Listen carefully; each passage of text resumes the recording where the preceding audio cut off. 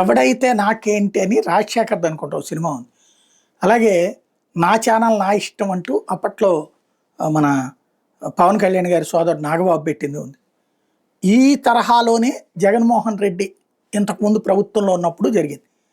చంద్రబాబు అయితే నాకేంటి, అచ్చెన్నాయుడు అయితే నాకేంటి, అయ్యన్న పాత్రుడు అయితే నాకేంటి అన్నటువంటి రూట్లో అందరినీ వెంటాడారు, వేటాడారు, కేసులు, అరెస్టులు, వ్యవస్థ. ఇప్పుడు సీన్ రిపీట్ అయింది.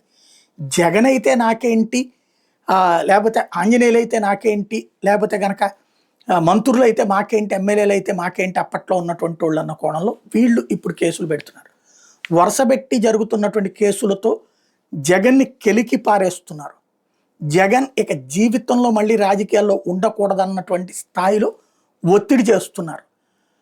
దెబ్బ మీద దెబ్బ తగిలితే పారిపోతాడన్నటువంటి ధైర్యంతో ఉన్నారు.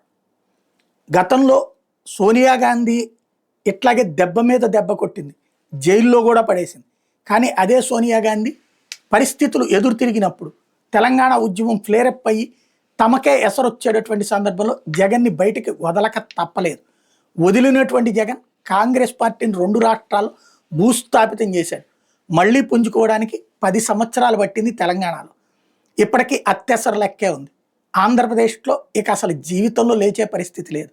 అదే సందర్భంలో జగన్ ప్రతిపక్ష నాయకుడు అయ్యాడు, ముఖ్యమంత్రి అయ్యాడు, ఇప్పటికే 40% ఓట్లతో ఉన్నాడు. మరి ఇప్పుడు తొక్కితే శాంతంతో పక్కకి వెళ్ళిపోతాడా, లేకపోతే నేలకు కొట్టిన రబ్బర్ బంతిలా పైకి లేస్తాడా చూడాలి.